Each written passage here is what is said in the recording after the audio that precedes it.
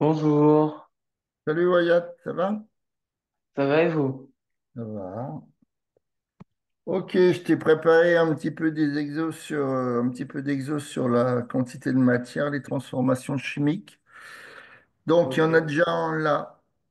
Donc Oui, tu le vois?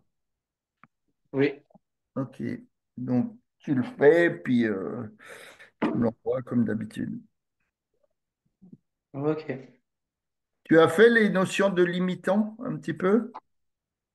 Les notions de limitants, oui, Ok. on n'a pas trop bossé dessus. Hmm. On a surtout fait comment créer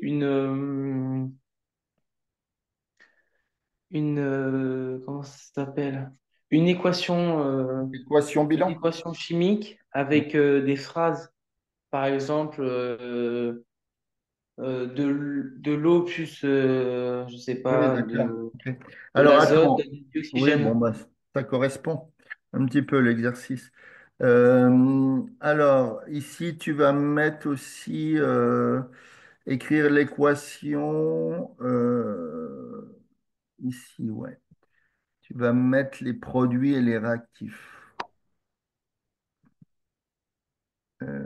Donc, écrire l'équation et puis voilà.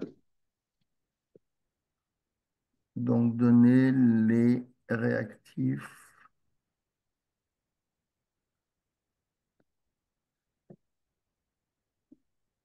et les produits. Ok. Allez, je te laisse faire. Hmm. Si tu as des questions, tu n'hésites pas. Ok.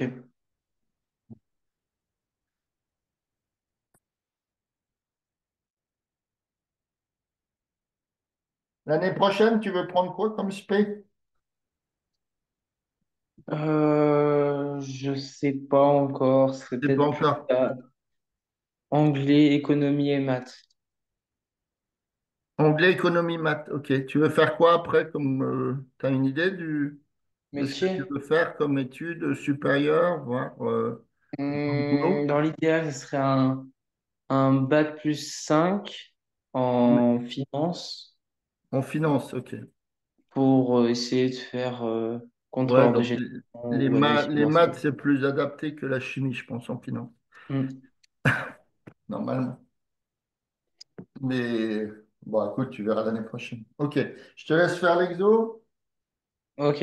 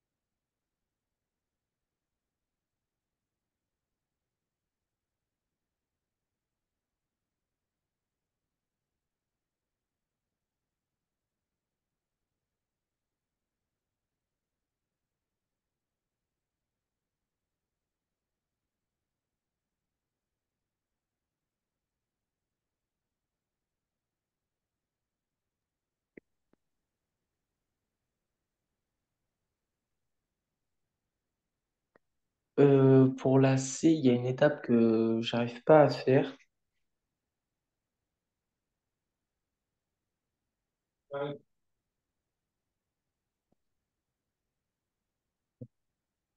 Tu me disais quoi? Oui, pour la C, en fait, il y a une étape que j'arrive pas à faire. Donc, je vous envoie Bon, les envoie-moi réponses. déjà tout le départ. Ok.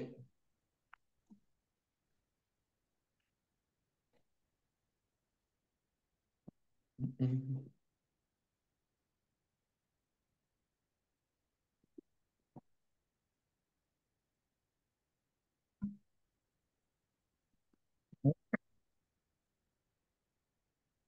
Envoyé. Hmm.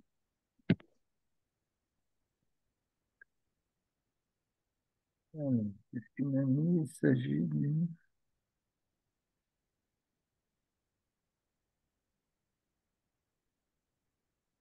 Car il y a des réactifs et des produits.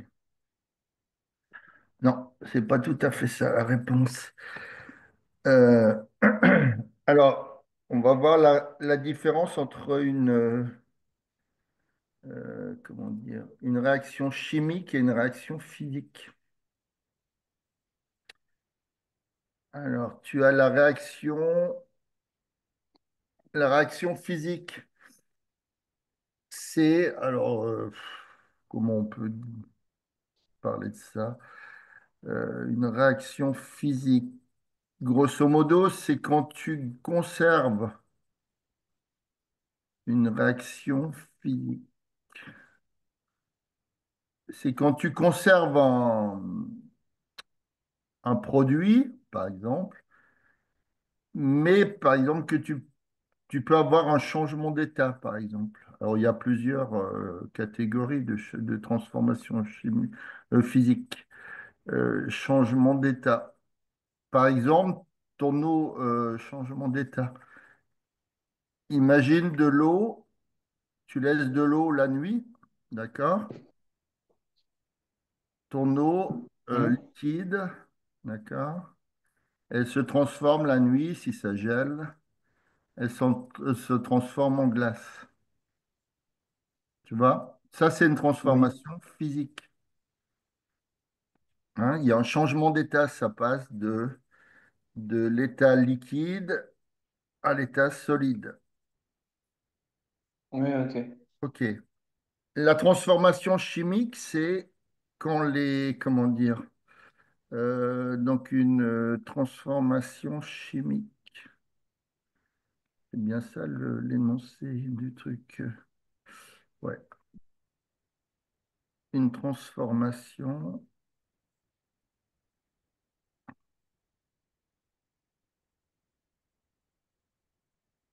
chimique. C'est quand, grosso modo, quand les réactifs disparaissent, d'accord, Mhm. et d'autres choses apparaissent. Grosso modo, souvent, pratiquement toutes les réactions, enfin pas toutes, mais les réactions chimiques sont des transformations, enfin oui, les équations, enfin les trucs bilans, là, tu sais, les équations bilans. Oui. C'est souvent des réactions, comment? Des transformations chimiques. Transformations chimiques, hein, donc les réactifs disparaissent, donc, et il apparaît d'autres produits. Donc là, est-ce qu'on a affaire? On te dit, on réalise la combustion du C2H4, l'éthène, dans un récipient contenant blablabla, 20 moles de dioxygène. Il se forme du dioxyde de carbone, CO2 et de la vapeur d'eau. Donc, est-ce que là, tu as une transformation chimique ou non?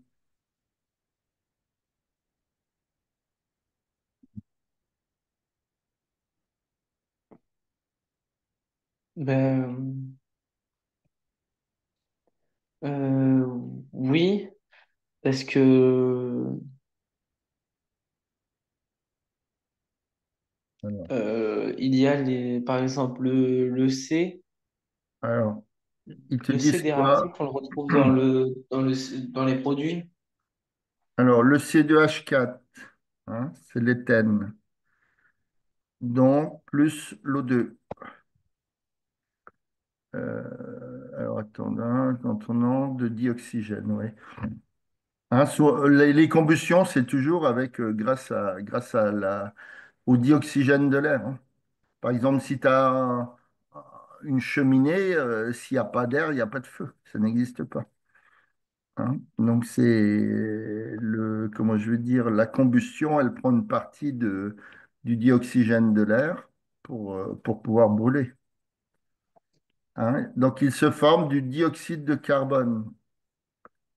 Donc, ça te Mm. donne CO2 et de l'H2O qui disent étant sous forme gazeuse, hein. Il se liquéfie et forme de la buée sur les parois du récipient. Donc, il y a un dégagement d'un gaz, hein. C'est pas de l'eau c'est pas tout à fait de l'eau liquide. Alors, donc là, est-ce que tes réactifs, ils disparaissent dans cette histoire-là? Est-ce qu'il y a d'autres trucs qui apparaissent?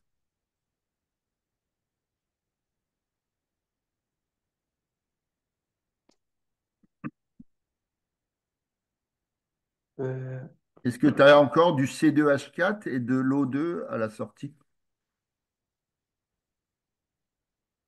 oui, il y avait de l'O2. Il y avait juste du C. Et il y avait un seul C, pas deux. Oui, non, mais d'accord, mais est-ce qu'il, quand tu écris ton équation bilan de réaction, est-ce que il reste du C2H4 à la sortie? Non. Hein, ça s'est transformé en CO2 et en buée, en H2O, quoi, sous forme de gaz sur les parois. D'accord? Donc, c'est une transformation chimique, hein. Il y a les réactifs qui ont disparu et ils donnent lieu à une naissance d'autres produits. C'est une transformation chimique. OK. Maintenant, est-ce que tu as vu comme que une équation bilan, il fallait l'équilibrer? Oui. OK. Alors, donc, on va réécrire on va écrire l'équation et maintenant il faut trouver la méthode pour l'équilibrer. Donc, c'est du C2H4 plus de l'oxygène, du dioxygène. Ça donne du gaz carbonique, du dioxyde de carbone et de l'H2O sous forme gazeuse. OK. Alors, comment tu fais pour équilibrer ça?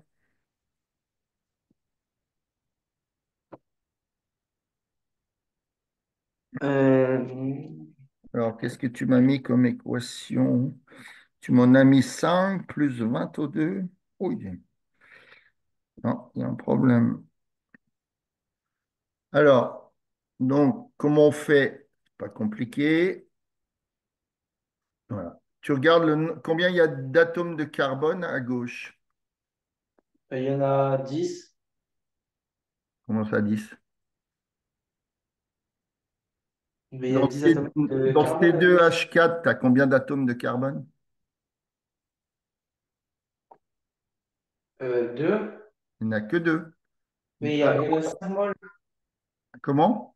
Il y a 5 moles de C2H4. Oui, oui, non, mais pour l'instant, ne t'occupe pas de ça. Il faut écrire l'équation bilan. Il faut essayer de l'équilibrer. Pour finir l'exercice, tu es obligé d'équilibrer les choses. Alors, il y en a combien des atomes de carbone à droite? 1. Il y en a un. OK. Combien il y a d'atomes d'hydrogène à gauche?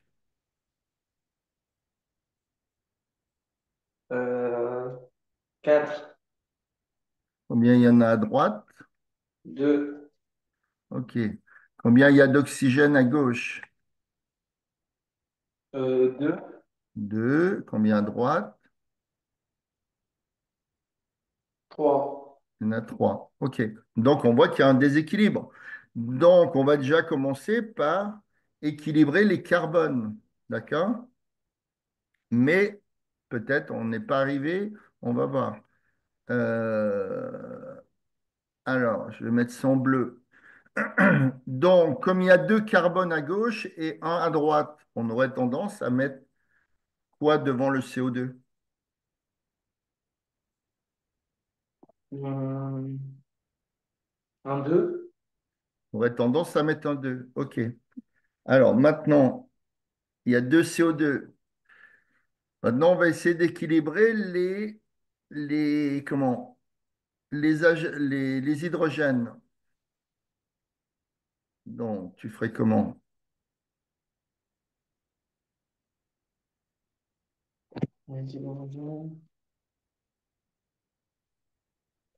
Et je mets un 2 à celui de droite, H2O. Alors, donc, on a quatre hydrogènes, deux carbones, deux carbones. OK. Alors maintenant, on a combien d'oxygène? Donc, a priori, c'est l'oxygène qui est plus équilibré. On a combien d'oxygène à droite? 2. Non, à droite. Mais du coup,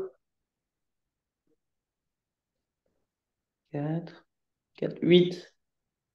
Pourquoi 8? Dans 2 CO2, tu as combien d'oxygène? 4. Oui. Et dans 2 H2O, Ah oui, bah, du coup, ça fait 6. donc il suffit de mettre quel coefficient devant O2? 3. Voilà. Tu as 3 O2. Donc maintenant, est-ce que c'est équilibré? Les carbones, Oui. j'en ai 2 à gauche, 2 à droite. Les hydrogènes, 4 à gauche, 4 à droite. Les oxygènes, j'en ai, donc on a dit 2 CO2, ça fait 4, plus 2 H2O, ça fait 4 et 2, 6. Donc j'ai 3 O2. On a équilibré notre équation. D'accord? Donc ton Mm. équation, elle est comme ça. Hein, tu es Ok. obligé. Tu seras toujours obligé d'équilibrer une équation bilan, qu'il y ait des ions, des plus, des moins là-dedans. En plus, il faudra, là, pour l'instant, on équilibre les atomes parce qu'on n'a on n'a pas de notion de charge, mais quand tu as des ions, ça donne du Mg2+, tu vois, il faudra aussi équilibrer les charges. Là, ce n'est pas le cas, tout est à zéro, donc c'est bon. OK, donc on a réussi à équilibrer comment? Notre équation bilan. OK? Alors, Mm. donc ça, c'est la partie petit b. Donc, en plus, je t'ai posé la question, c'est quoi les réactifs? Qui est réactif? Qui est produit? Ben,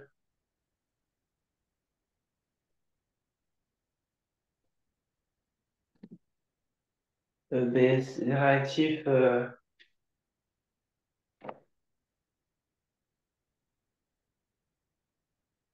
c'est à gauche. C'est à gauche. Oui, donc les réactifs, ce sont les... C'est qui?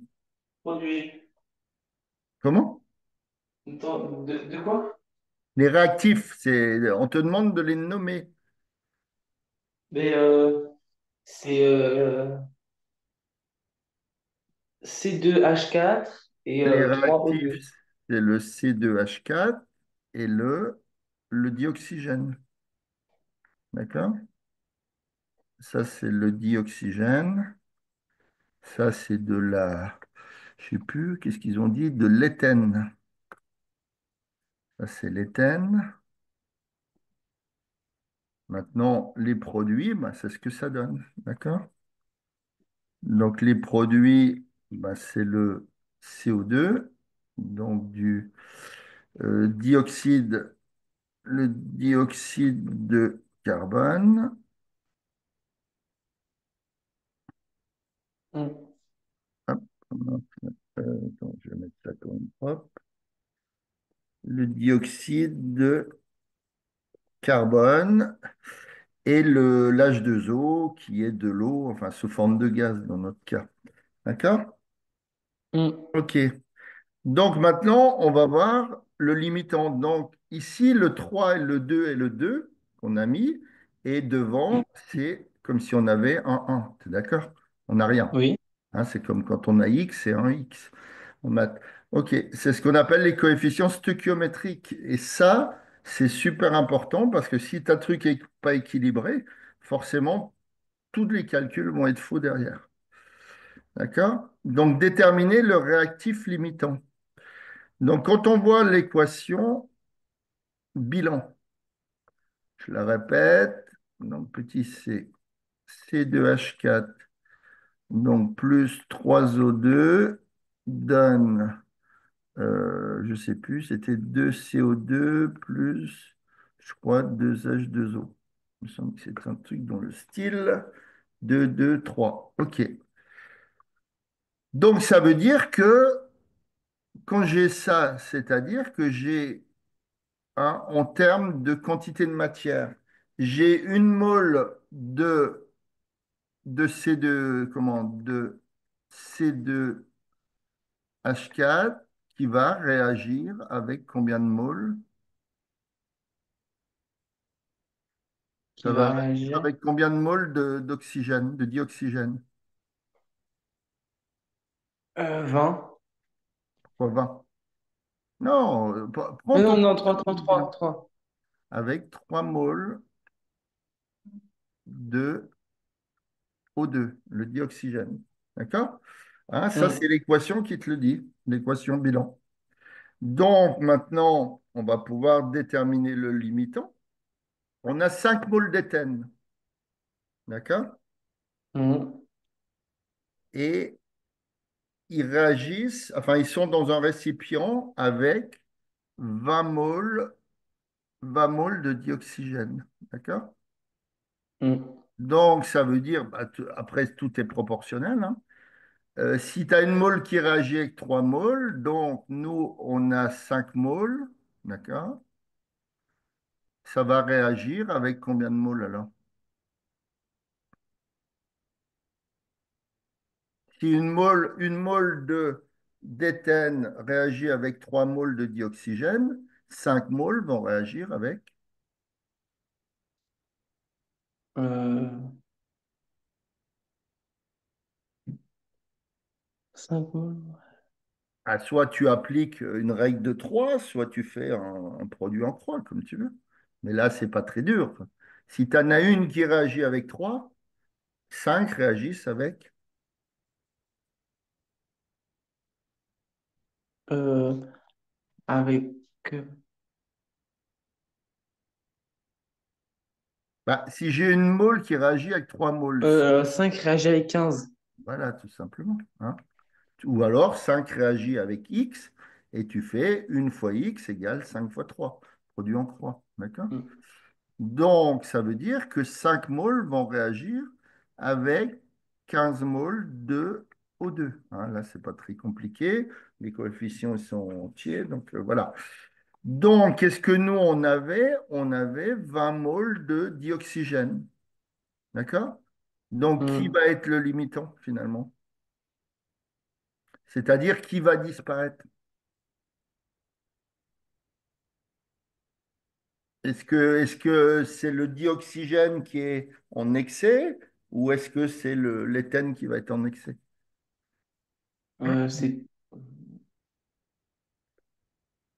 C'est le Parce que dioxygène qui va être en tu as excès. 20 moles. Tu as 20 moles au départ de dioxygène dans ton récipient. Et là, Mm. on vient de voir que quoi? On vient de voir que nos 5 moles d'éthène vont réagir avec 15 moles de O2. Donc, qu'est-ce qui va Et rester? donc, c'est l'éthanol, L'éthène. l'éthène. Alors, le limitant, c'est l'éthène. D'accord? hein, puisque Mm. nos 5 moles, bah, elles vont réagir. Et puisqu'on a vu que c'était une transformation chimique, que bah, il n'y avait plus rien de l'autre côté, il va rester 0 mol d'éthène. Mais, hein, comme ça va réagir avec 15 moles de O2, d'accord? Donc il va rester combien de moles de dioxygène? Ben 5. Puisqu'il y en avait 20, hein. Donc donner la composition du mélange après la réaction. D'accord? Donc, grosso modo, le limitant est l'éthène, hein? Donc il ne reste plus rien. Il ne reste plus rien. Mhm. Donc, 15 moles, 15 moles de O2 ont été consommés.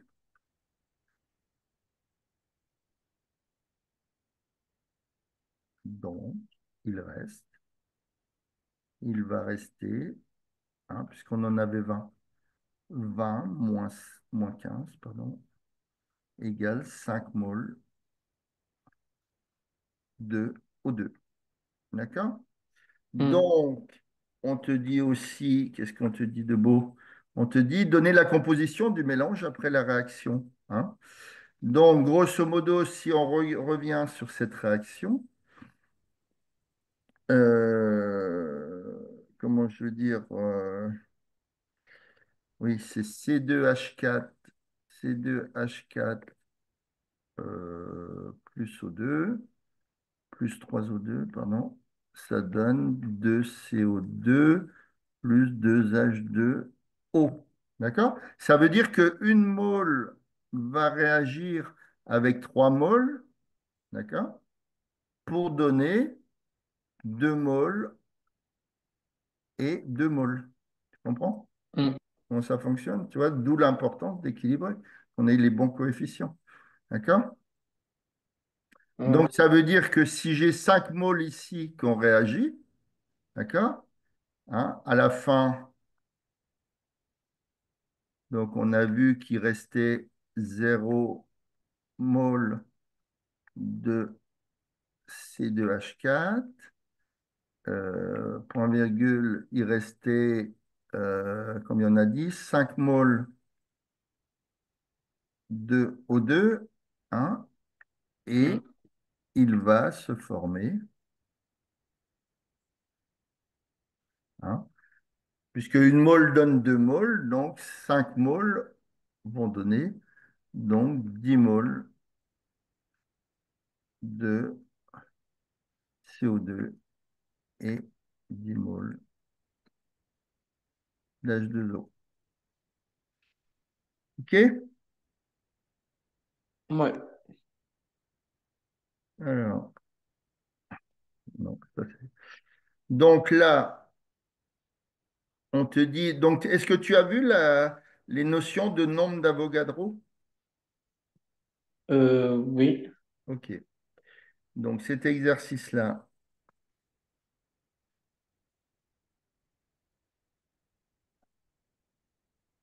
alors, l'étain, blablabla, blablabla, on est d'accord. Ça, c'est du blabla au début. Donc, calculer la masse MSN d'un atome d'étain. D'accord? Alors, tu as dû voir que ton atome, il est là. D'accord? Il y a des protons, Mm. hein. Il y a des neutrons. Alors, je dessine n'importe quel nombre, on est d'accord. Il y a des neutrons. D'accord? Et autour de ça, par électroneutralité, comme j'ai dessiné 3 protons, j'aurai 3 électrons. D'accord? Mais on part du principe que la masse des électrons, je ne sais pas si tu l'as vu en cours, elle est négligeable.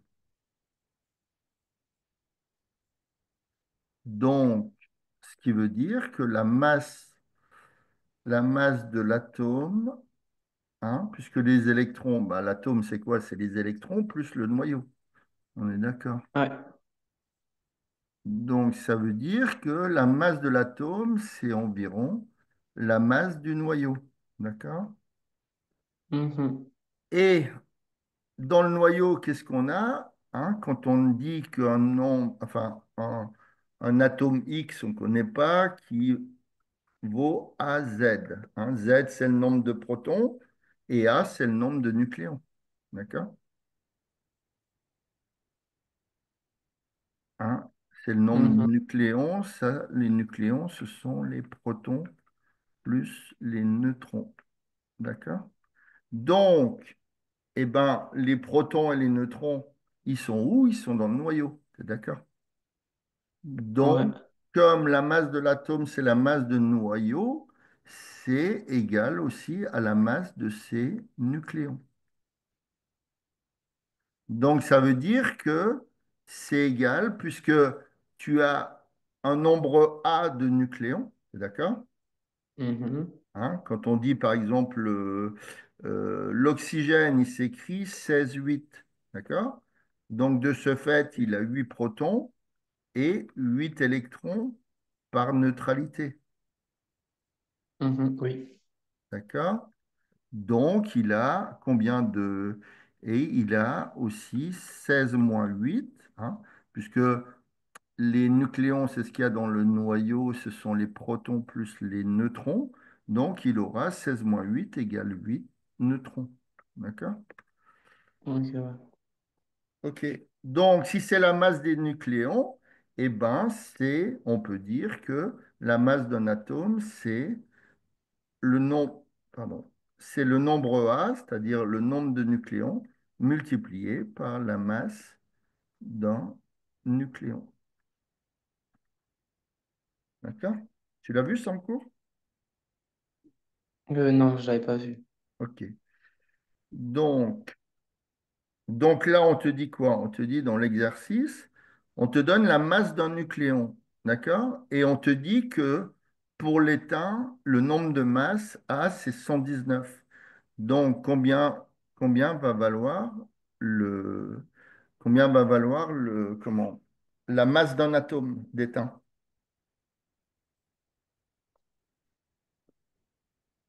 Euh, Donc, on va prendre ça, voilà. On va prendre cette partie-là.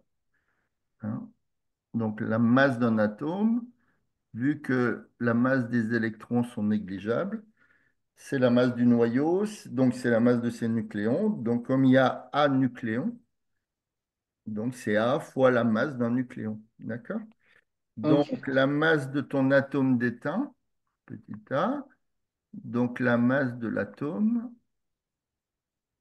donc ça vaut, hein, on te donne le nombre de masses qui vaut A, c'est 119.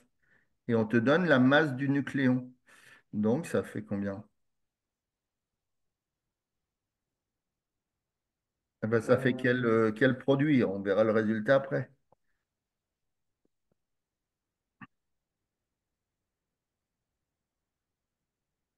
Je te répète, la masse d'un atome, c'est le nombre de masses, c'est-à-dire A, multiplié par la masse du nucléon. Donc, ça va faire combien?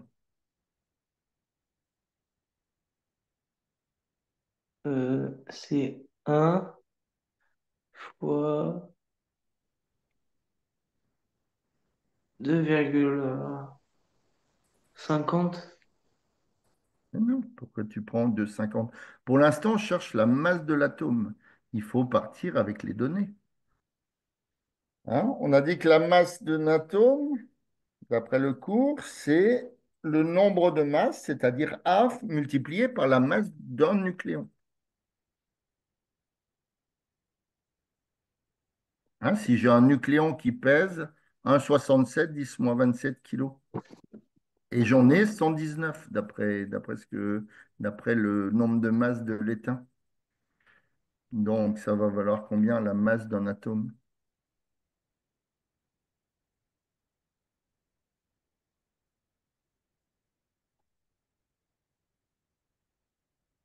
Mais c'est un fois. Mais pourquoi un? Un fois.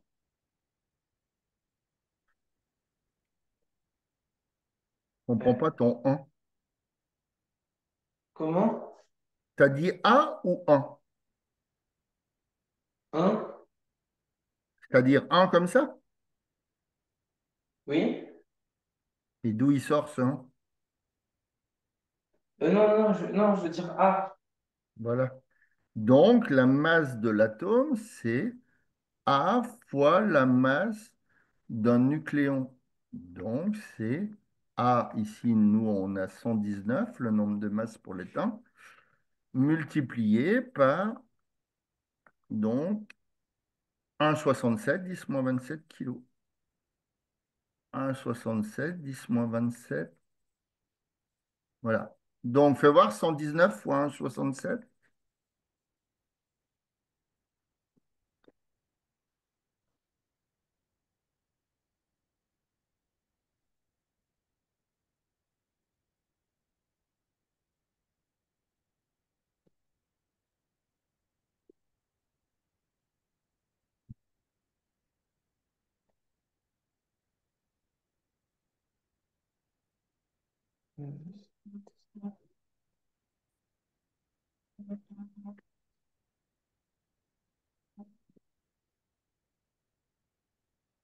Ça donne combien?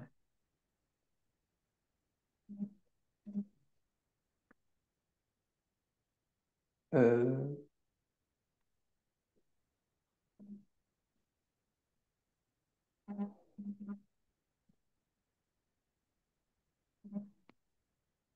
119 fois 1,67, ça fait combien? Après, on verra les puissances de 10, ça part.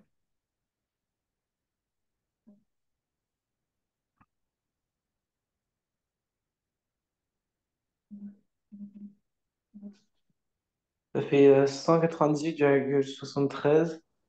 Donc, ça fait 198,73 fois 10 puissance, hein, je répercute la puissance, moins 27. Donc, Mhm. eux, ils ont mis comme étant, alors, hein, on a 1,98,7. Donc, on peut mettre que c'est 1,99, t'es d'accord? Ouais. 1,99, donc multiplié par 10 puissance combien? Hein, j'ai baissé mon chiffre de 100 fois finalement, hein, puisque je suis passé de 198 à 1,98 et quelques. Donc, ma puissance, elle va devenir 10 puissance moins. Ça va être de moins 28. Non, tu baisses ton nombre, tu le divises par 100, ton nombre. Donc, tu es obligé, pour répercuter, multiplier par 100 ta puissance. Hein, puisque tu fais une division par 100 de ton nombre. Donc, il faut retrouver la même chose. Donc, il faut multiplier par 100 ta puissance. Ou alors par 10 puissance 2. Donc, ça fait 10 puissance.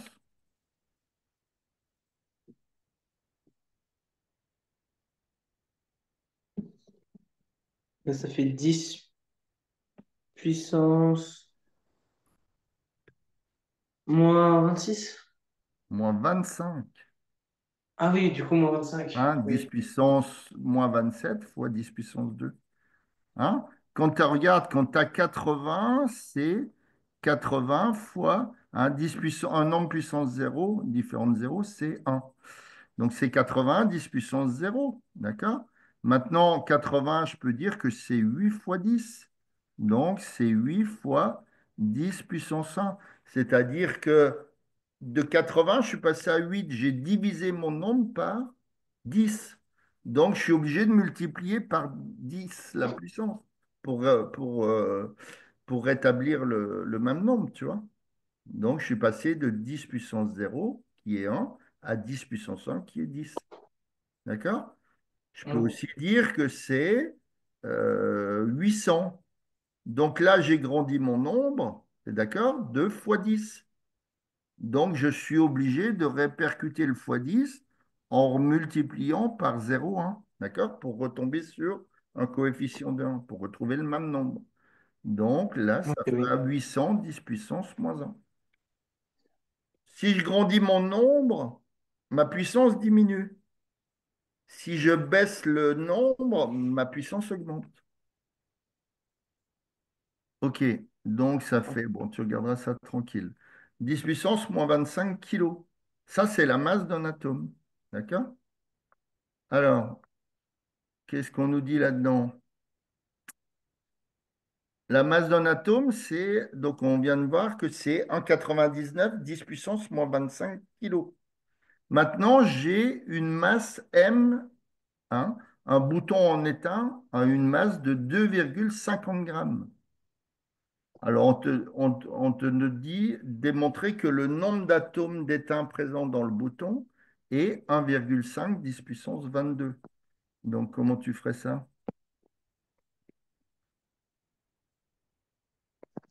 Euh, euh, euh,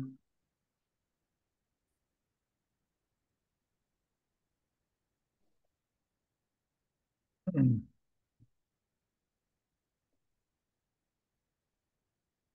euh, Donc là, tu peux faire une règle de 3 ou appliquer bêtement une formule. Hein, puisque la masse donne, finalement, tu as 2,5 grammes, hein, qu'il faut transformer en kilos. Tu es bien d'accord? hmm, Puisque de l'autre côté, tu as des kilos pour la masse de l'atome. Donc 2,5 grammes, est-ce que tu es d'accord que c'est 2,5 10 moins 3 kilos? hmm, Hein, puisque un kilo, c'est 1000 grammes. Donc un gramme, c'est 1000 fois moins.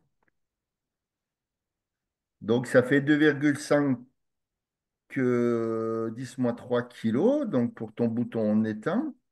Et dedans, forcément, puisque 2,5 grammes ou 2,5 10 moins 3 kilos, c'est plus grand que 1,99 10 moins 25. On est d'accord. oui. Donc, on peut dire que ça, hein, la masse de ton bouton ou de ta bague ou je ne sais pas quoi, c'est égal à un certain nombre fois la masse d'un atome. Hein, Oui, et n fois la masse d'un atome. D'accord? Donc, d'accord. tu peux trouver le n comme étant, hein, donc 2,5 10 moins 3 sur donc 1,99 10 moins 25. Donc, fais voir 2,5 sur 1,99.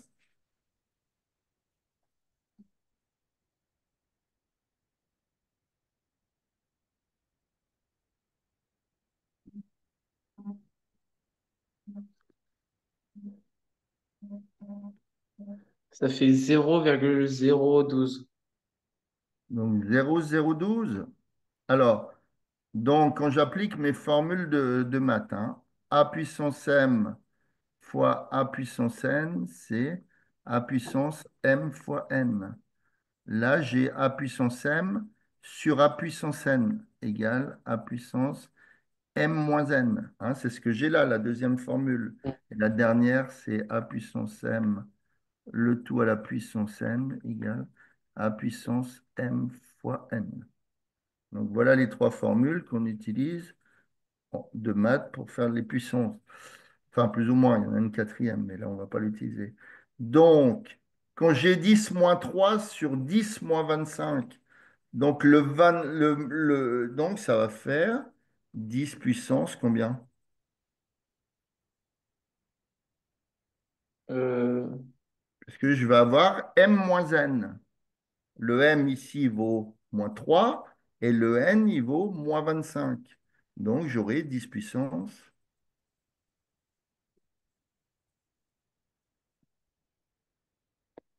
euh, 10 puissance moins 26. C'est comme ça. J'ai moins 3 moins moins 25. J'ai m moins Ah, n. et ça Donc, ça fera... fait 0,012 10 puissance 22. oui, du coup. Alors, ils demandaient quoi, eux? Ah. 1,25, eux, ils trouvent. 2,5 10 moins 3. Alors, qu'est-ce que j'ai mis, moi? J'ai fait une connerie ou pas? Non, 2,5 sur 1,99. Ça doit pas être juste ton truc. 2,5 divisé par 1,99. Ça fait 1,25. Je sais pas où tu as trouvé 0,12. On tape voir sur ta machine parce que si elle n'est pas juste, quand tu as un devoir, ça va poser problème. 2,5 sur 1,99. Pour moi, ça fait 1,25.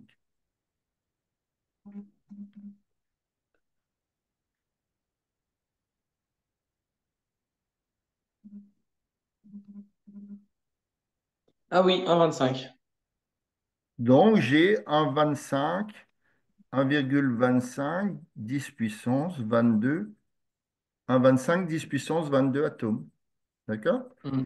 Après, ce truc-là, tu peux le faire aussi avec une règle de 3. Moi, j'aime pas les formules par cœur, là. Bon, après, ça, c'est pas très dur, mais tu dis que 1,99 10 puissance moins 25, hein, c'est ce qu'on a trouvé là. La masse d'un atome, c'est un atome. Ça représente un atome. D'accord? Mhm. Et maintenant, tu dis 2,5 donc grammes d'étain. Donc, ça fait 2,5 10 moins 3 donc kilos. Là aussi, j'avais une notion en kilos. Ça représente grand N. Donc, on retrouvera bien grand N fois 1,99 10 moins 25 égale 2,5 10 moins 3 fois 1. D'accord? On retrouve bien grand N égale 2,5 10 moins 3 sur 1,99 10 moins 25. Donc, ça fait 1,25 10 puissance 22 atomes. C'est ce qu'on a trouvé tout à l'heure. D'accord? Mhm. Alors maintenant, après, on te demandait la quantité de matière. Où c'est qu'il est le début de l'exo? On te demandait la quantité de matière qu'il y avait dans tout ça. D'accord? Donc, il Mhm. faut prendre le nombre d'Avogadro. Tu as dû voir une formule qui te disait que la quantité de matière, c'est le nombre d'atomes sur le nombre d'Avogadro. Tu l'as vu? Et Tu l'as vu ça? le... Oui. D'accord? Donc, c'est égal à 1,25 10 puissance 22 sur, donc le nombre d'Avogadro, c'est 6,02 10 puissance 0,02 fois 10 puissance 23. 3. Donc, fais voir un 25 sur 6,02.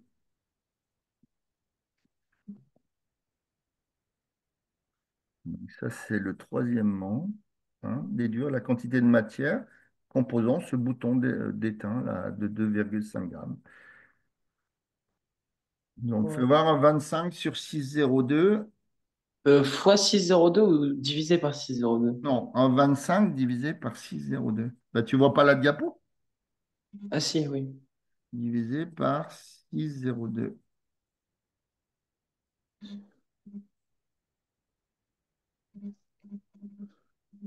Hop, ça fait 0,207. Donc 0,207. Donc là, j'ai 10 puissance 22 sur 10 puissance 23. Donc ça fait 10 puissance 22 moins 23. Donc 10 puissance moins 1. D'accord? Mhm. Donc eux, ils trouvent combien? Hop. 2,08 10 moins 2. Alors, est-ce que c'est ça? Hein. Maintenant, j'ai le droit de, bah, comme eux, de grandir mon nombre. D'accord? Donc, si je passe de 0,2 à 2,07 ou 2,08, hein, j'ai multiplié mon nombre par 10. T'es d'accord? Mhm. Donc, je suis obligé de diviser par 10 ma puissance. Donc, elle devient 10 moins 2. Tu comprends? Oui. On gère, hein. Je multiplie par 10 mon nombre, donc je dois avoir ma puissance 10 moins un. Je dois la diviser par 10, c'est-à-dire par 10 puissance un. Donc 10 moins un sur 10 un, ça fait bien 10 moins un moins un. Donc 10 moins 2. Hein? Quand tu Mm. grandis le nombre, tu baisses la puissance. Quand tu baisses le nombre, tu grandis la puissance. Donc, ça fait 2,07 ou 2,08, comme ils ont trouvé, 10 moins 2 moles dans ton petit bouton en éteint de 2,5 grammes. OK? Ok, oui. Allez, on va faire ensemble cet exercice. J'ai un cours tout de suite à 16 heures, donc je n'aurai pas le temps. Hein. On va le faire vite fait, que je te l'explique.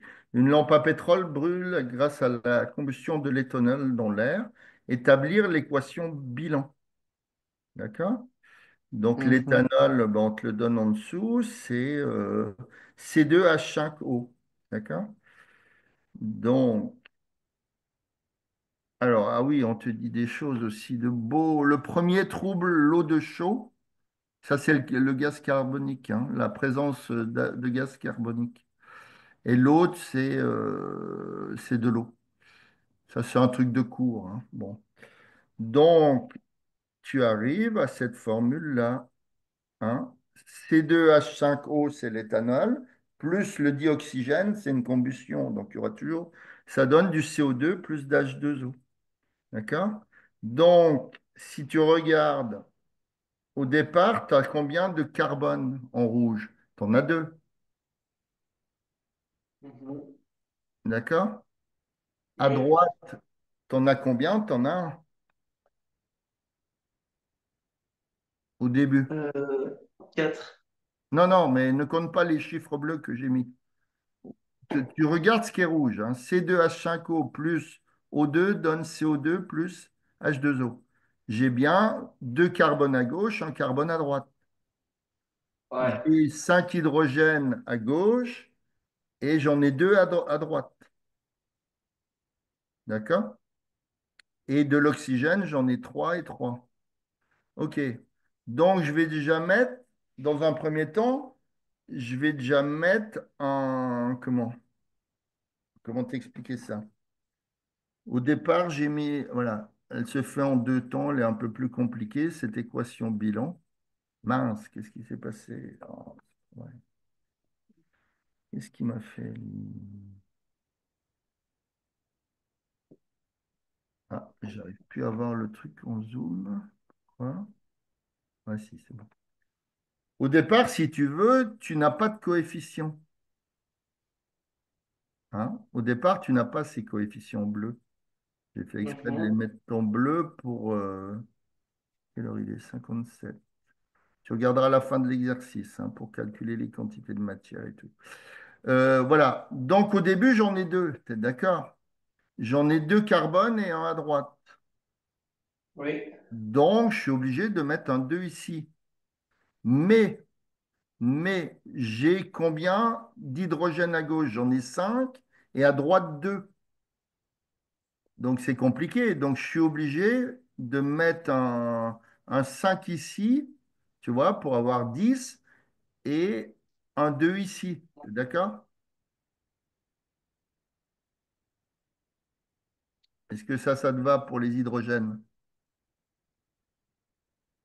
Hein, pour avoir parce que le problème, c'est que j'en ai deux à droite et cinq à gauche.